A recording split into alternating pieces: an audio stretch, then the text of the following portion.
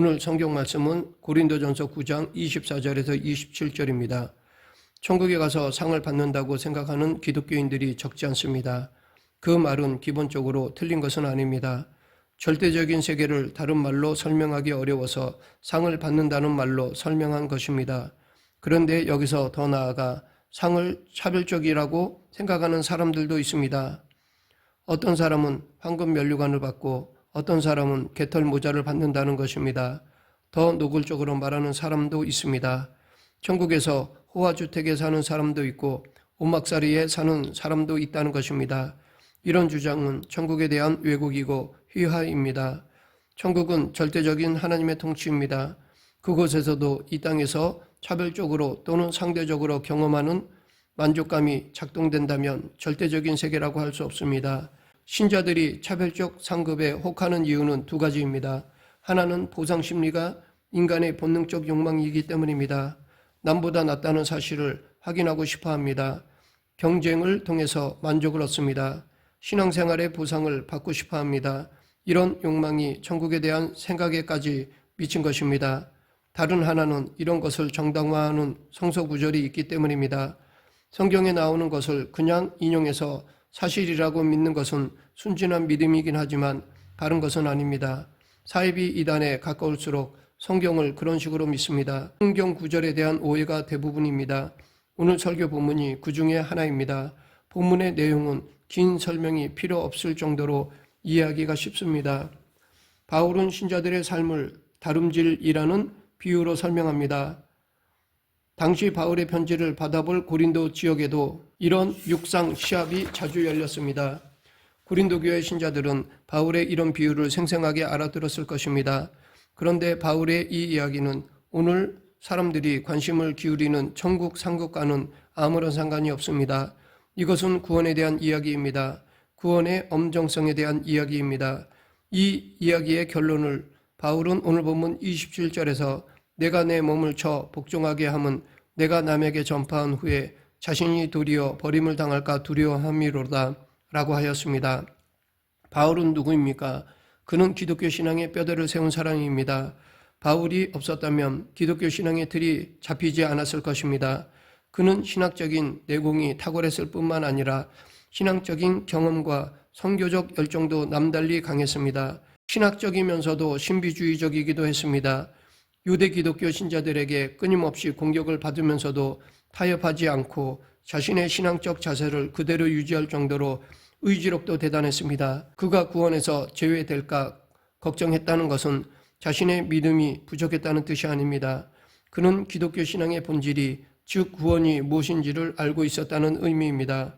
그가 비유한 달리기를 보면 출발을 먼저 했다고 해서 무조건 승리하는 것은 아닙니다. 마지막까지 최선을 다해야만 합니다. 바울이 신앙을 달리기로 묘사한 것은 1등을 해야 한다는 것이 아니라 끝날 때까지 최선을 다해야 한다는 것에 대한 강조입니다. 최선을 다한다는 것은 말처럼 쉽지 않습니다. 최선을 다한다는 것은 계속해서 긴장해야 한다는 뜻입니다. 사람은 편하게 살려고 하지 긴장하려고 하지 않습니다. 그런데 어떤 이들은 구원을 자동차 운전 합격증이나 영어 자격증 또는 극장 입장권 정도로 생각합니다. 구원에 대한 확신이 강합니다. 그 증거를 두 군데서 찾습니다. 하나는 외적인 증거로 세례를 받았고 예배를 드리고 교회에서 봉사하고 교회에서 직분을 얻었다는 것입니다. 그들은 자신들이 구원받았다는 것을 확인하기 위해서 이런 일에 매진합니다.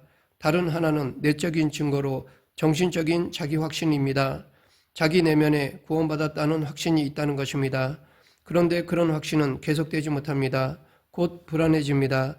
그 불안을 극복하기 위해서 교회 봉사에 열을 내고 믿음의 확신을 갖게 해달라고 기도에 매달립니다. 물론 교회 봉사나 경건 생활이 의미 없다는 것이 아닙니다. 문제는 구원에 대한 확신을 강화하기 위해서 이런 일에 매진한다는 것입니다. 이것은 심리적인 자기 만족감에 불과합니다. 이렇듯 구원을 자격증 정도로 생각하는 사람들은 자신들과 세상 사람들을 이원론적으로 구분합니다. 자신들은 구원받은 사람이고 세상 사람들은 버림받은 사람이라는 사실을 확인하는 것으로 만족해야 합니다. 이것은 일종의 방주구원론입니다. 우리는 예수님이 그리스도라는 사실을 말과 삶으로 증거해야 합니다. 그러나 전도가 단순히 교회 밖의 사람들을 교회 안으로 끌어들이는 것만은 아닙니다.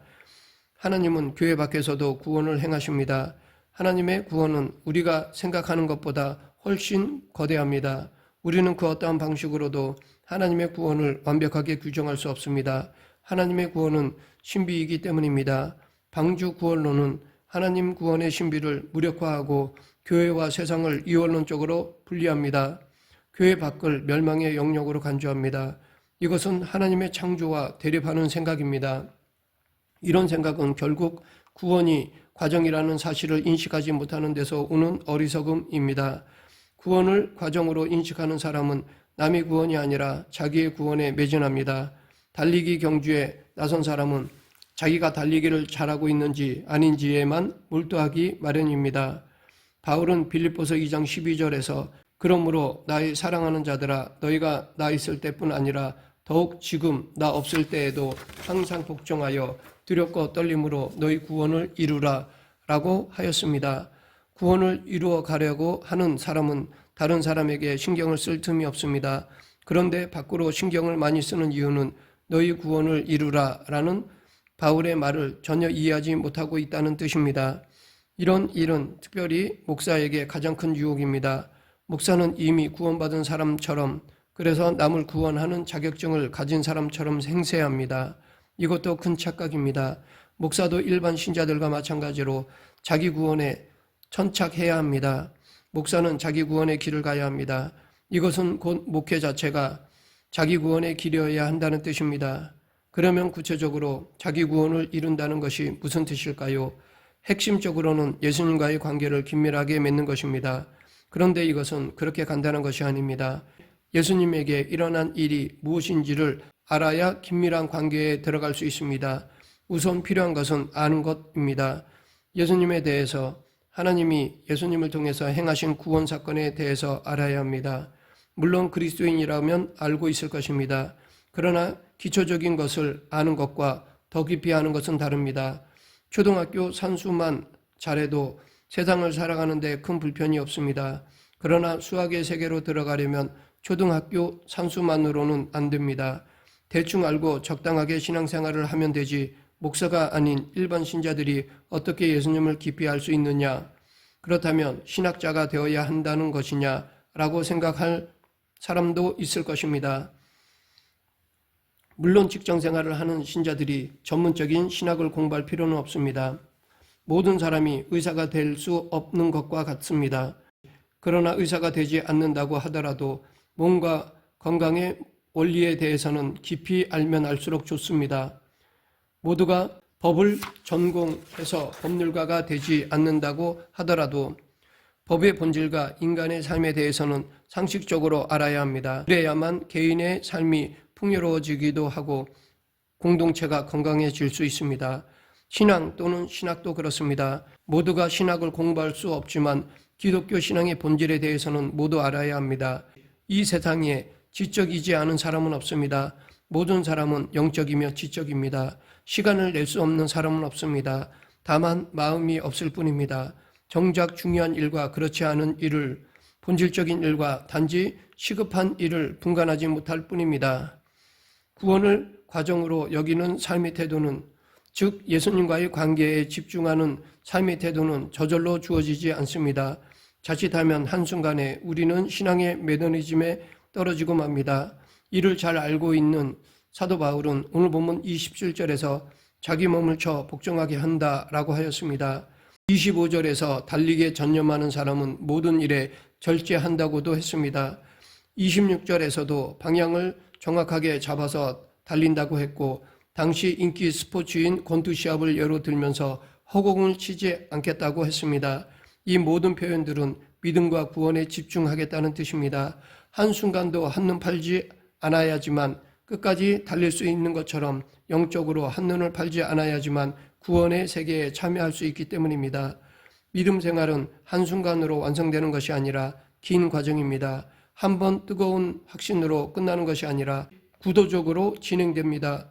구도는 수행입니다. 혹시 귀찮거나 번거롭다고 생각이 드나요? 그냥 대충 살겠다 하고 생각하시나요? 이것은 남이 억지로 그렇게 해라 마라 해서 될 일이 아닙니다. 마치 소리를 배우는 소리꾼의 그런 길과 같습니다. 소리가 즐거운 사람은 남이 말려도 소리 연습을 합니다. 소리가 즐겁지 않으면 돈 주고 하라고 해도 하지 못합니다. 다른 일에 재미가 넘치면 소리에 집중할 수 없듯이 세상살이의 재미에 빠지면 예수님에게 일어난 일을 아는 공부에 별로 재미를 느끼지 못합니다. 이것은 우리의 선택에 달려 있습니다. 우리는 굳게 결단하고 예수님을 알아가야 합니다. 말씀을 맺겠습니다. 내가 내 몸을 쳐 복종하게 함은 내가 남에게 전파한 후에 자신이 도리어 버림을 당할까 두려워함이로다.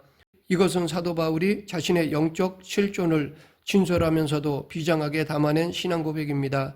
우리도 그의 고백처럼 매 순간마다 자신을 쳐 하나님께 복종하는 자가 되어야 할 것입니다.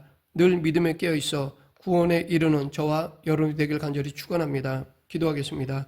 사랑과 은혜가 풍성하신 하나님 아버지, 늘 말씀 속에서 하나님의 뜻을 구하고 기도로 그 뜻을 이루어가며 살아가는 그리스도인이 되게 하여 주시옵소서.